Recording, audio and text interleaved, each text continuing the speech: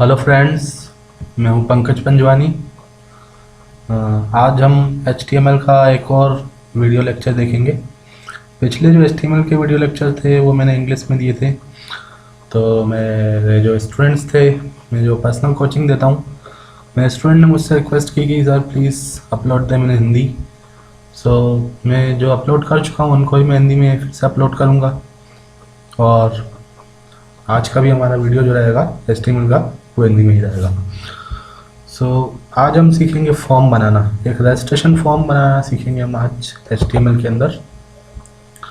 तो एक new text document, इसका नाम हम रख देते हैं फॉर्म .html। यस कर देते हैं।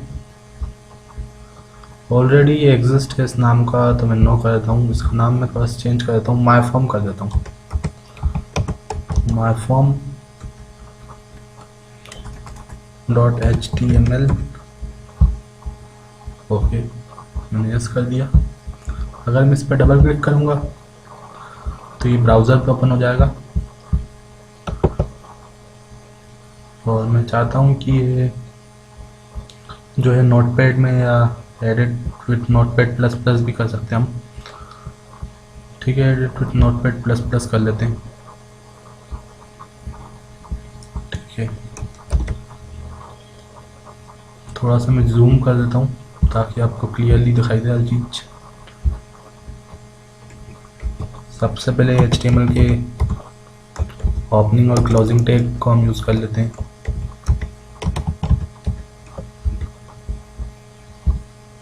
उसके बाद हेड टैग को क्लोज कर लेते हैं। हेड टैग के अंदर हम लिखते हैं अपना टाइटल टैग। ये सारी चीज़ें जो बेसिक स्ट्रक्चर है HTML का, और पहले भी मैं बहुत सारे प्रोग्राम HTML के करवा चुका हूँ। अगर आप नए हैं तो पहले वो प्रोग्राम्स देखिए, देन आफ्टर फॉर्म सीखिए। सो आज हम पढ़ेंगे रजिस्ट्रेशन फॉर्म।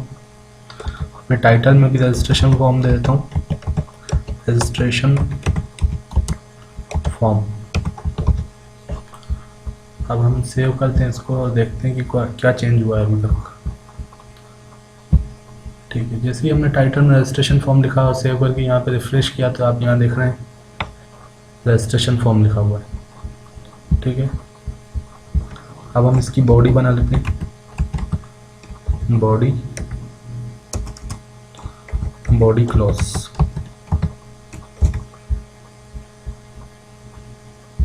ठीक है, ये जो हमारी पूरी विंडो है ये पूरी बॉडी कहलाती है।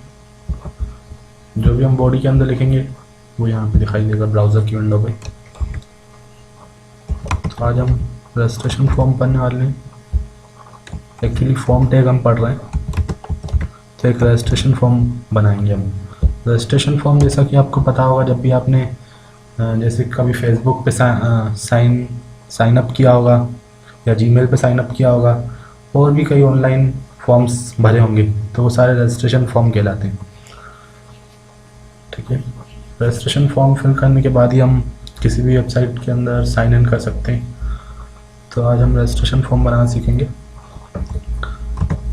रजिस्ट्रेशन फॉर्म बनाने के लिए जो है हमने सबसे पहले क्या किया, फॉर्म टैग यूज़ किया बॉडी के अंदर। ये आपके लिए नया है ये टैग, इससे पहले हमने ये टैग नहीं दिखाया। इसके अंदर हम इनपुट टाइप एक टैग देखेंगे, एक और नया टैग इनपुट। इसका एक एट्रीब्यूट है टाइप।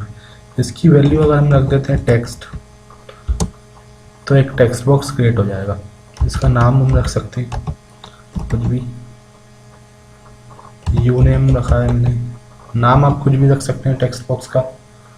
नाम जो होता है वो रेफरेंस के लिए यूज़ होता है। मान लो कि हमारी जो फॉर्म है उसमें 10 इनपुट 10 टेक्स्ट बॉक्स हैं, तो हम किसको रेफ़र कर रहे हैं एट अ पार्टिकुलर टाइम, तो एक यूनिक नाम उससे हम देते हैं। इसको मैं क्लोज करता हूँ और यहाँ मैं छोटा सा एक मैसेज यूज़र को दे देता हूँ, एंटर यूज़र नेम। ठीक है, हम फिर चला के देखते हैं। एक चीज़ आप यहाँ पे नोट कर रहा हूँ कि जो इनपुट टैग है उसका कोई क्लोजिंग टैग नहीं होता। ठीक है, जैसे कि फॉर्म का क्लोजिंग टैग है, बॉडी का क्लोजिंग टैग है, लेकिन जो इनपुट है उसका कोई क्लोजिंग टैग नहीं है।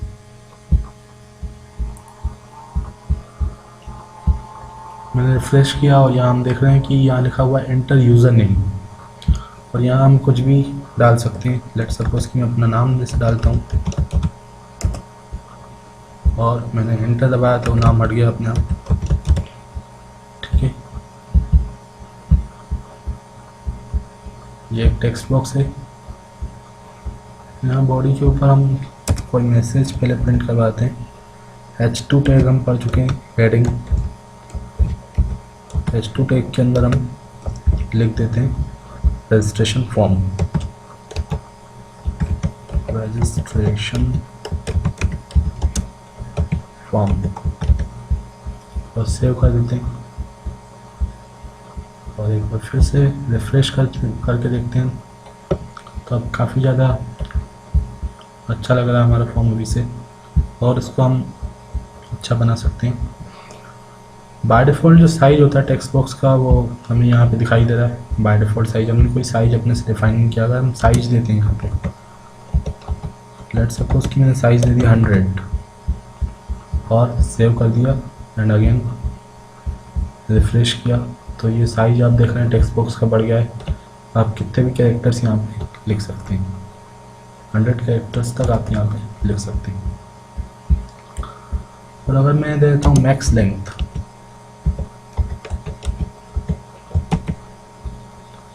मैक्स लेंथ मैंने मान लो दे दिया 3, तो मैंने एक रेस्ट्रिक्शन लगा दिया अपने टेक्स्ट बॉक्स के अंदर।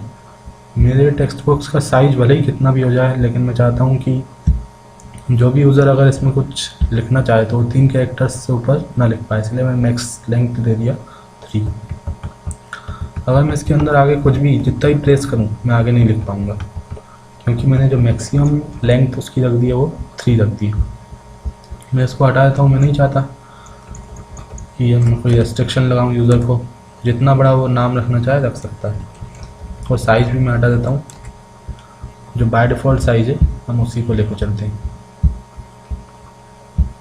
ओके, इसके बाद हम एक ब्रेक टैग लगा लेते हैं, BR, इससे कि लाइन ब्रेक हो जाएगा। यूज़र नेम के बाद हम पासवर्ड का एक फील्ड बना लेते हैं, password input type equal to. Password बनाने के लिए हम सिंपल टेक्स्ट बॉक्स नहीं रख सकते, उसके लिए हम यूज़ करते हैं पासवर्ड। इसका भी हम कुछ नाम रख देते हैं, PWD।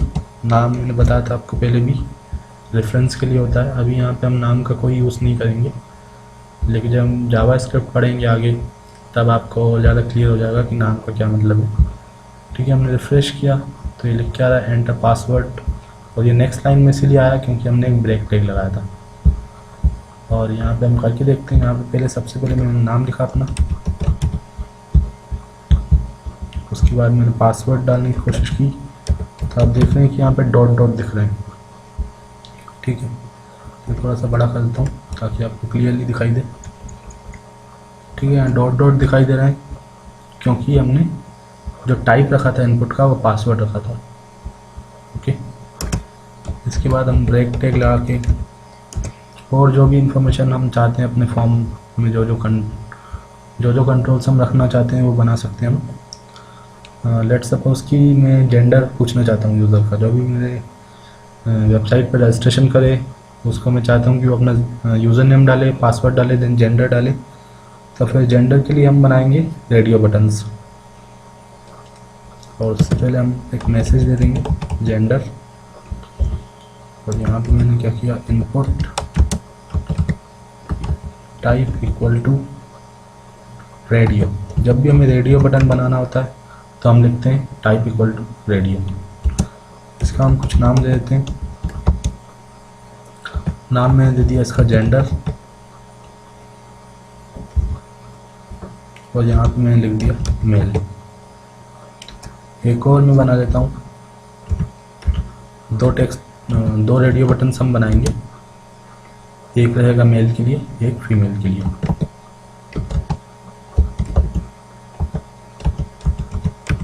Radio name equal to, इसका नाम भी मैं जेंडर ही रखता हूँ,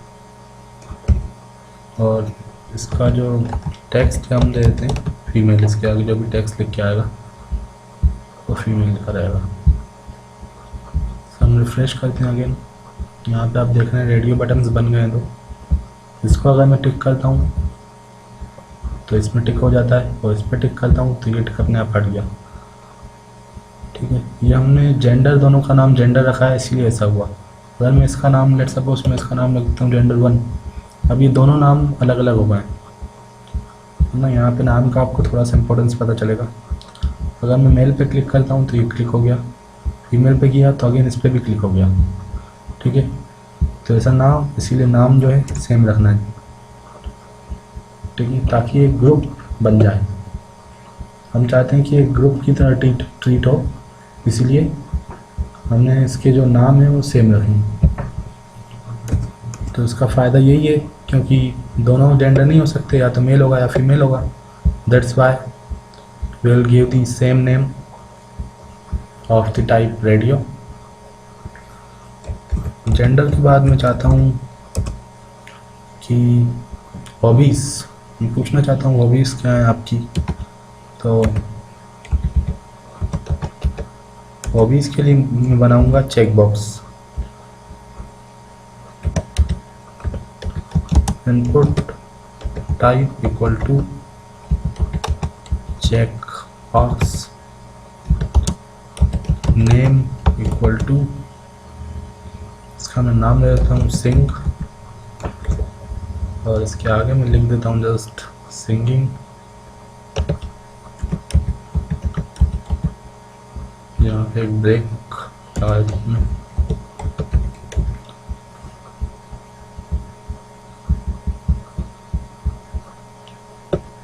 इसी तरह मैं 2 और चेक बॉक्स बना देता हूँ।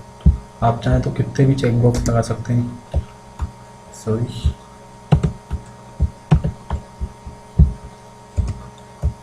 कंट्रोल वी से मैंने पेस्ट कर दिया यहाँ पे। सिंगिंग के बाद मैं रख देता हूँ डांसिंग, उसके बाद एक्टिंग, और नाम यहाँ पे मैं अलग अलग रख दूंगा सबका। डांस, और इसका मैंने रख दिया एक्ट। जो भी आप नाम देना चाहें वो नाम दे सकते हैं। नाम कुछ इस तरीके से हो कि हमें कंट्रोल का पता भी चल जाए। जैसे ये हमारा चेक बॉक्स था सिंगिंग के लिए, तो मैंने सिंग नाम रख दिया। डांसिंग के लिए था तो मैंने डांस नाम रख दिया। जो भी आप नाम रखना चाहें रख सकते हैं। और अगेन हम जाते हैं और रिफ्रेश करके देखते हैं, ये अभी सारे के सारे एक लाइन में आ जाएंगे। हम चाहते हैं कि डिफरेंट लाइंस में आए, तो ब्रेक लगा देते हैं।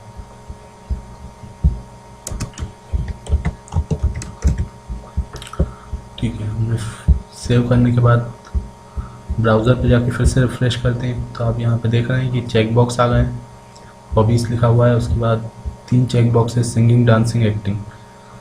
लेट सपोज मुझे सिंगिंग पसंद है, अगर मेरी हॉबी सिंगिंग है तो मैं सिंगिंग को चूज़ करूँगा। डांसिंग है तो मैं डांस।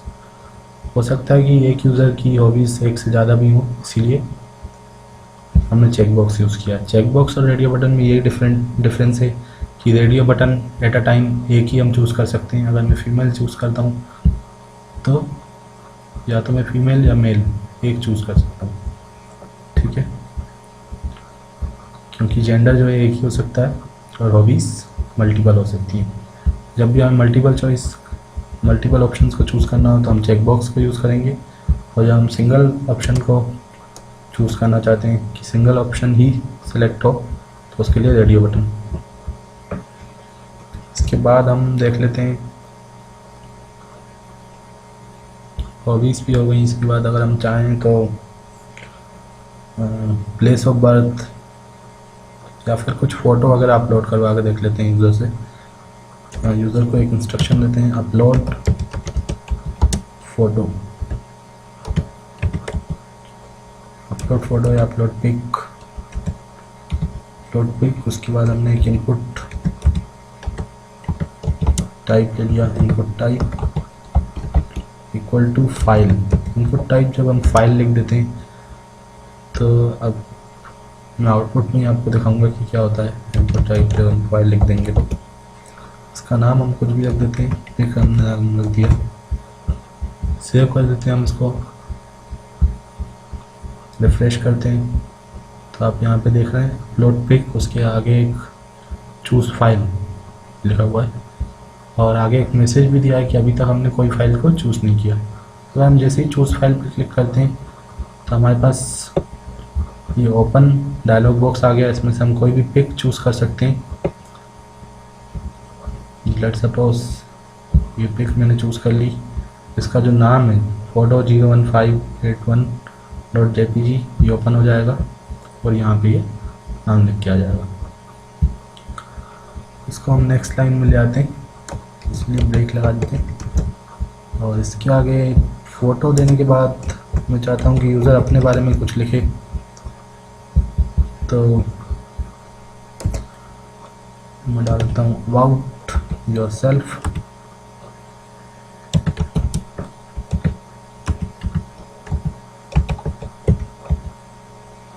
अबाउट योरसेल्फ लिखने के बाद मैं एक ब्रेक लगा के मैं चाहता हूँ कि एक यूज़र के पास एक टेक्स्ट एरिया आ जाए जिसमें कि वो अपनी जो भी लिखना चाहे अपने बारे में कि वो कौन है और क्या करता है, जो भी उसको मन में हो वो लिख सकता है। टेक्स्ट एरिया मैंने दे दिया, इसका मैं कुछ नाम रख देता हूँ टेक्स्ट एरिया का, अबाउट मी मैंने इसका नाम रख दिया, ABT शॉर्ट फॉर्म में अबाउट मी लिख दिया। इसको क्लोज किया। टेक्स्ट एरिया का क्लोजिंग टैग होता है, याद रखिएगा, टेक्स्ट एरिया। ठीक है, टेक्स्ट एरिया को हम इनपुट टाइप देके नहीं बना सकते कि हमने लिख दिया अगर इनपुट टाइप इसको टेक्स्ट एरिया, तो टेक्स्ट एरिया नहीं बन जाएगा। टेक्स्ट एरिया अगर हमें बनाना है तो फिर हमें टेक्स्ट एरिया टैग का यूज़ करना पड़ेगा। टेक्स्ट एरिया एक सिंपल टेक्स्ट बॉक्स से डिफरेंट होता है क्योंकि जो इसकी साइज़ होती है वो टेक्स्ट बॉक्स से ज़्यादा होती है। ठीक है, अभी हमें यहाँ पे जैसे 2 लाइन्स दिख रही हैं, 2 रो दिख रही हैं और इतने सारे कॉलम्स हमारे पास, हम साइज इसका चेंज भी कर सकते हैं by using row and column attribute. अगर हम रोज इसकी बढ़ाना चाहें तो रोज एट्रीब्यूट को यूज़ करके इसकी कुछ भी वैल्यू, लेट सपोज 10 ज़्यादा हो जाएगा, मैंने 5 रोज दे दिया और कॉल्स मैंने दे दिया 15 और सेव कर दिया। तो अब उसकी जो हाइट और विड्थ थी वो बढ़ जाएगी। ठीक है, जितनी भी हम विड्थ बढ़ाना चाहें तो हमें कॉलम्स देने पड़ेंगे और जितनी भी हाइट बढ़ाना चाहें तो हमें कॉलम्स को इंक्रीज़ करना पड़ेगा। इसके बाद ब्रेक लगा के हम यूज़र से ये पूछ लेते हैं कि आपकी जो प्लेस ऑफ बर्थ है वो क्या है। ठीक है, तो हमने लिखा place of birth. Place of birth select करने के लिए हम चाहते हैं कि यूज़र के पास कुछ सिटीज़ के नाम हम शो कर दें जिसमें से वो सेलेक्ट कर ले कि हाँ ये मेरी प्लेस ऑफ बर्थ है। तो सेलेक्ट टैग हमने यूज़ कर लिया। सेलेक्ट टैग के अंदर हम कुछ ऑप्शंस देंगे। ऑप्शंस, पहला ऑप्शन टैग का क्लोजिंग टैग यहाँ पे हमने रख दिया भोपाल।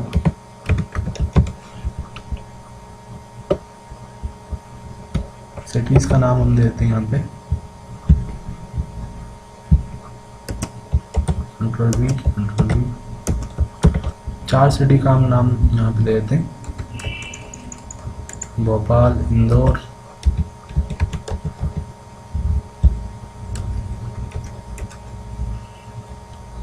ग्वालियर।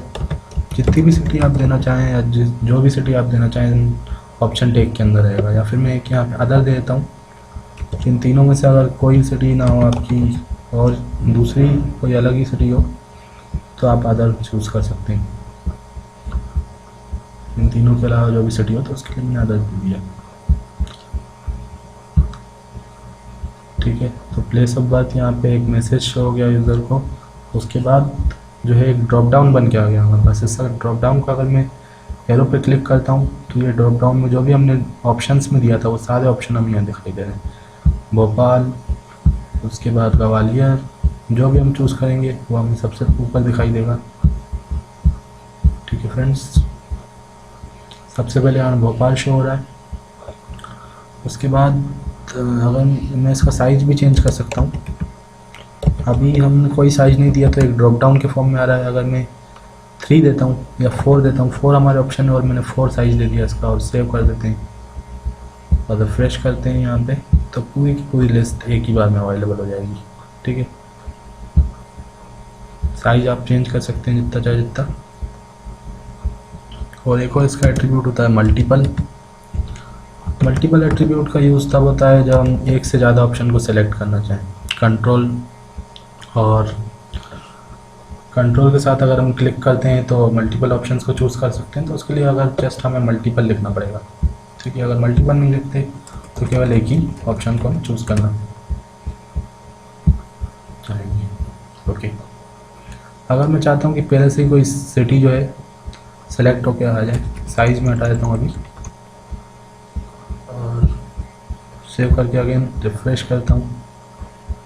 अभी सबसे पहले भोपाल आ रहा है, मैं चाहता हूँ कि ग्वालियर सबसे पहले आए, तो हमें जस्ट सेलेक्टेड लिखना पड़ेगा और सेव कर दूँगा अगर मैं यहाँ पे और रिफ्रेश करूँगा तो सबसे पहले ग्वालियर। उसके बाद ड्रॉप डाउन में जाकर मैं जो भी लूँगा वो आ जाएगा। इसी तरह हम जो है चेक बॉक्स या रेडियो बटन में भी चेक्ड नाम का की एट्रीब्यूट यूज़ करके हम किसी पार्टिकुलर को चेक लगा सकते हैं। अभी यहाँ पे कोई चेक नहीं है, मैं चाहता हूँ पहले एक चेक तो आ ही जाए, उसके बाद जो भी यूज़र की चॉइस हो वो चेक अपना चेंज कर सकता है। लेट सपोज़ कि हम जो जेंडर है, मैं चाहता हूँ कि मेल जो है सेलेक्टेड आए, मतलब चेक्ड आए। यहाँ पे हमें चेक लिखना पड़ेगा। सेलेक्ट टैग के अंदर हम कोई पार्टिकुलर सिटी वगैरह कुछ भी ऑप्शन को अगर सेलेक्ट करना चाहते हैं तो सेलेक्टेड। ठीक है, यहाँ पे हम चेक लिख देते हैं। इसी तरह हम जो एक्टिंग है, मैं चाहता हूँ एक्टिंग जो है पहले से चेकड है। अगर आपकी हॉबी एक्टिंग नहीं है तो आप चेक हटा के फिर दूसरा चेक भी लगा सकते हैं। ठीक है, ये ऑलरेडी मेल चेक आ गया और एक्टिंग भी चेक आ गया। ठीक है, मैं चेक हटा सकता हूँ, मैं चेंज कर सकता हूँ यहाँ पे और इसको चेक हटा भी सकता हूँ, और दूसरी अगर मेरी हॉबी है तो उनको चूज़ कर सकता हूँ या एक्टिंग को भी चूज़ कर सकता हूँ। ठीक है, बस जब फॉर्म लोड होगा तो हम चाहते हैं कि ये जो पार्टिकुलर ऑप्शन है मेल और एक्टिंग चेक्ड आए, तो हम चेक्ड एट्रीब्यूट का यूज़ करके कर सकते हैं। ठीक है, सेलेक्ट की मदद से आप डेट भी बना सकते हैं, ईयर, डेट, जो भी डेट ऑफ बर्थ अगर चूज़ करना हो तो वो भी सेलेक्ट की मदद से हो जाएगा। इसके बाद हम एक बटन बना देते हैं, 2 बटन हम बनाते हैं यहाँ पे। सबसे पहले एक ब्रेक टैग लगाते हैं, उसके बाद 2 हम बटन्स बनाएंगे। इनपुट बटन बनाने के लिए हमें टाइप के आगे या तो हम बटन लिख देंगे तो जस्ट एक बटन बन जाएगा, लेकिन मैं कुछ जो बने बनाए बटन है उसको यूज़ करूँगा। सबमिट एक बना बनाया बटन होता है, इसका नाम हम कुछ भी दे सकते हैं। सबमिट ही मैंने इसका नाम रख दिया। वैल्यू, अब यहाँ पे वैल्यू एट्रीब्यूट का क्या मतलब होता है? वैल्यू एट्रीब्यूट का मतलब होता है कि सबमिट के बटन पे क्या लिखा हुआ, देखिए बटन पे कुछ ना कुछ लिखा हुआ होता है, तो हम चाहते हैं कि क्या लिख के आए बटन के ऊपर। हम चाहते हैं कि प्रिंट लिख के आए कि हमने रजिस्ट्रेशन फॉर्म भर दिया है, अब हम एक बटन बनाया हमने, उसके ऊपर लिखा हुआ है प्रिंट। अभी प्रिंट होगा नहीं, प्रिंट करना चाहते हैं अगर हम तो ऑन क्लिक, मैंने एक जावास्क्रिप्ट का एक इवेंट यूज़ कर लिया ऑन क्लिक। ठीक है, ऑन क्लिक की मैं प्रॉपर्टी, ऑन क्लिक की वैल्यू में दे देता हूँ प्रिंट। प्रिंट नाम का एक प्री डिफाइंड फंक्शन होता है जावास्क्रिप्ट में, जिसको हम यूज़ कर सकते हैं HTML में, तो मैंने यहाँ पे यूज़ कर लिया प्रिंट। यहाँ पे सेमीकोलन लगाने की ज़रूरत नहीं है, या लगा भी सकते हैं। इसके बाद एक और बटन में बनाता हूँ, इसी को कॉपी कर लेता हूँ मैं क्योंकि टाइम काफ़ी हो गया है। यहाँ पे मैं एक और बना बनाया बटन यूज़ कर लेता हूँ, रीसेट। ठीक है, इसका नाम मैं रीसेट ही रख देता हूँ। वैल्यू में चाहता हूँ अगर कोई कैंसिल, जैसे कि आपको पता होगा कि रीसेट का मतलब क्या होता है। रीसेट की मतलब होता है कि वो जो फॉर्म है वो अपनी पुरानी अवस्था में आ जाए, जैसा वो पहले था वो अपनी पुरानी अवस्था में, जो पुरानी पोजीशन थी उसकी, जो चीज़ें चेक थी वो चेक वैसी ही रहे, मतलब जैसा था वैसा आ जाए। इसको मैंने कैंसिल वैल्यू दे दिया तो वहाँ कैंसिल लिख के आएगा।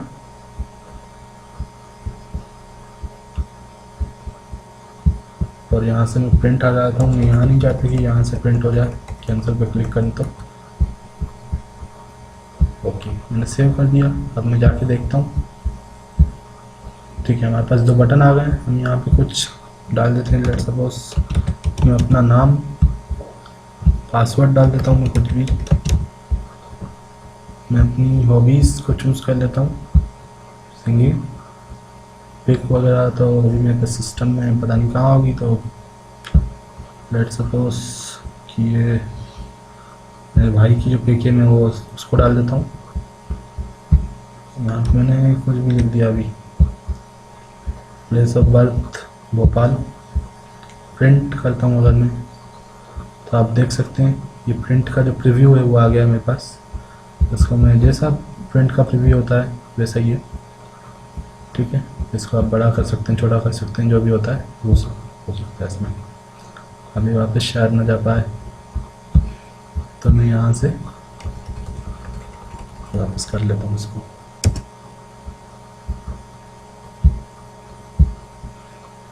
अभी वो वापस नहीं जा रहा तो हम इसको फिर से रन कर लेते हैं। ठीक है, मैं इसको बड़ा कर देता हूँ। अगर हम इंफॉर्मेशन डाल के कैंसिल पे क्लिक करेंगे, कुछ भी इंफॉर्मेशन हमने आधी अधूरी यहाँ भर लिए और कुछ भी गलत सलत डाल दिया मान लो, और कैंसिल करता हूँ तो ये पुरानी अवस्था में चले जाएगा। अपना पासवर्ड अभी मैंने नहीं डाला, पासवर्ड भी डाल देता हूँ और कैंसिल करता हूँ तो सब चीज़ रीसेट हो गई। ठीक है, तो ये था रजिस्ट्रेशन फॉर्म। आज हमने रजिस्ट्रेशन फॉर्म बनाया ताकि हम फॉर्म टैग को अंडरस्टैंड कर पाए, और फॉर्म टैग के अंदर जो टैग बनाने चाहिए, इनपुट टैग को हमने देखा, टेक्स्ट एरिया को हमने देखा, सेलेक्ट टैग को हमने देखा। ठीक है, बटन्स बनाना हमने सीखे इनपुट टैग के जरिए। इनपुट टैग के जरिए हमने चेकबॉक्स बनाया, फाइल अपलोड करना सीखा और रेडियो बटन्स बनाए। तो ये सारी प्रैक्टिस आप करें घर पे। ठीक है, इसी तरह आप जो भी फॉर्म बनाना चाहें बना सकते हैं। एडिशन वगैरह का अगर आपको प्रोग्राम बनाना है तो उसके लिए बटन्स बना सकते हैं और टेक्स्ट बॉक्सेस बना सकते हैं ताकि यूज़र नंबर को इनपुट कर पाए। ठीक है, तो किसी भी तरह का जो फॉर्म बनाना हो तो फॉर्म टैग के जरिए हम बना सकते हैं, है ना। जो इसका सबसे अंदर जो इनपुट, फॉर्म के अंदर जो टैग है इनपुट है। ठीक है, सो डू दी प्रोग्रामिंग, क्योंकि प्रोग्रामिंग जब तक आप नहीं करोगे तो तब तक नहीं सीख पाओगे। तो आप खुद से कीजिए प्रोग्रामिंग, और नेक्स्ट वीडियो में हम कुछ और नई चीज़ों के साथ मिलेंगे। तब तक के लिए bye bye and happy coding.